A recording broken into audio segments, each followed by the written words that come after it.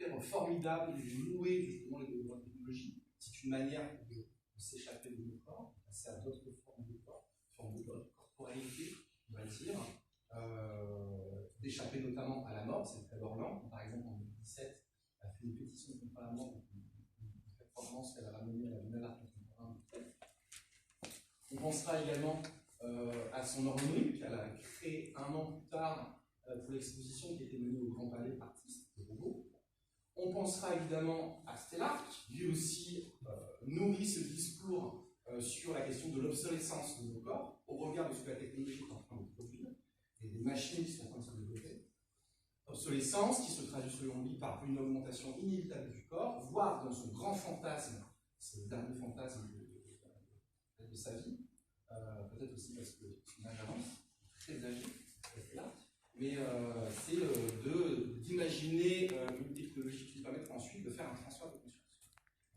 Et donc de continuer à exister artistiquement sous une forme d'entité qui ne serait plus celle de son corps. Donc il mène une série de travaux qui sont purement spéculatifs, vraiment purement spéculatifs, mais qui abordent cette question, cette problématique. Parce que c'est ça, ce que cherche l'artiste, c'est avant tout à produire un discours et engager un débat. À côté de ça, on a donc la deuxième voie, qui est opposée à la première, qui nourrit davantage les angoisses qui sont liées aux émergences de la technologie. Alors, je ne sais pas, j'ai pu mettre beaucoup d'artistes, j'ai fait une sélection, voilà, pour pas trop bombarder et tomber en catalogage, mais par exemple, Lou Roca, c'est un artiste qui, effectivement, avec ses performances, ce ne sont pas que les technologies, ce sont des choses qui sont vécues sur scène. Il y a une dimension, voilà, où il se met en scène avec des technologies qui vont. Il se considère lui-même comme un cybermartyr. Finalement, son corps devient l'objet de martyrisation qui proviennent de la machine des technologies. C'est à l'art aussi, c'est pas très très loin non plus. En plus, les spectateurs pouvaient commander les appareillages. Ou Nicolas Darro, qui lui travaille davantage sur les questions de représentation, qui est un artiste qui travaille sur des automates. Plus dans l'avatar, on va pouvoir parler de robots, sur des automates. Mais des automates qui mettent en scène souvent des figures qui ressemblent à l'humain et qui sont pris dans une gestualité qui est très banale, très quotidienne, et on arrive presque à rire du malaise que ça crée. On ne sait pas trop si on doit rire, si on doit être apeuré. On a eu ce sentiment, en tout cas, les gens qui j'ai vu les expositions ce matin. Par exemple, c'est un sentiment qu'on a assez souvent partagé. En disant finalement, je sais pas, je suis un peu sur une ligne. Je ne sais pas trop si finalement je dois avoir peur ou si je dois m'émerveiller de ce que je viens de voir. Alors des fois il fait des choses un peu plus crues, par exemple c'est Drone-Cast, il quitte un peu la question de l'humain, mais il va occuper des appareillages pour des insectes par exemple, ils ne sont pas consentants, ils sont morts. Et Moiti par exemple qui a une sculpture sur laquelle on peut voir un drone qui prend l'apparence d'un magnifique papillon et qui en réalité transporte le reste d'un corps humain. Je pense que je n'ai pas besoin de faire un dessin. Passer plus de temps justement sur la métaphore que peut prendre cette situation. Et enfin, on a une forme d'angoisse aussi. Parce que j'ai dit que c'était des œuvres aussi qui étaient proposées par à cette dimension-là un peu eugéniste, et sur le remplacement de l'homme par la machine, par des choses qui se rendent compte que le jeu. La troisième voie, c'est une voie qui est un peu plus apaisée, finalement, qui a fait le deuil, peut-être, alors je ne vais pas faire de rapport chronologique, un peu historique, peut-être qui a digéré un petit peu les deux premières tendances, qui montent quand même dans les années 90, de 70 à 90, et qui se tient un peu à distance les euphories collectives, les hystéries, presque, on va dire, collectives, où finalement on est soit émerveillé par ce qui est en train de se passer, soit terrifié à l'idée que les machines nous ressemblent de plus en plus, et nous ressemblent même un peu trop, et finalement prennent la technologie, les augmentations corporelles, comme une manière d'appréhender peut-être une nouvelle gestualité, de nouvelles expériences, augmenter le potentiel, et cette fois-ci, ce n'est pas le potentiel de ce que je peux faire, mais de ce que mon corps est en capacité de ressentir. Ça fait aussi une dimension somatique qui est très très forte. C'est le cas de David Platt, par exemple, qui dira finalement mon troisième pouce, ne sert pas grand-chose, si ce n'est que ça me permet de faire des choses qui sont nouvelles, totalement inédites. Donc par exemple, les gens qui essaient d'utiliser ce troisième pouce, ce deuxième pouce sur la main, qui permettent notamment de peut-être le jouer différemment à la guitare, ou d'appréhender les objets, les espaces différemment. Moon Ribas et Neil Harbisson font aussi partie, selon moi, de ces artistes qui engagent une réflexion sur le corps et sur la manière avec laquelle le corps va avoir une approche totalement inédite de l'espace, de la vie, de ses sens, de ses sensations.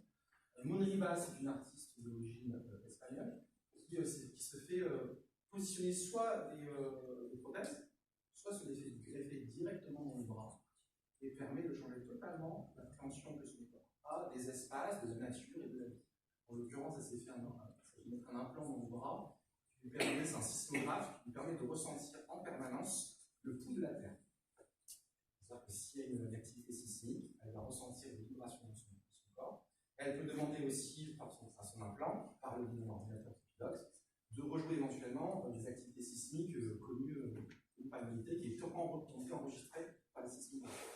Donc elle va comme ça, puisque elle est danseuse de formation, elle pose des spectacles où elle donne en partage. Vous voyez, c'est complètement cette vision dystopique précédemment menée, puisqu'elle donne en partage ce qu'elle ressent, elle toute seule, de manière isolée, elle donne en partage avec une activité artistique. Et Neil Harbisson, on connaît un peu plus au niveau de son whiteboard, puisqu'il a atteint un daltonisme absolu, il est sans pouvoir voir les couleurs, il peut la faire en noir et blanc, et il s'est fait implanter une prothèse qui permet de capter les ondes lumineuses de la couleur et de traduire ça en ondes sonores. Il est le seul à entendre, parce que c'est connecté sur son crâne et dans son oreille interne.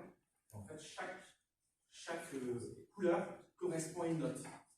Et donc, il n'est pas né synesthésique, il le devient. Et en fait, il ne voit pas la couleur, il l'entend.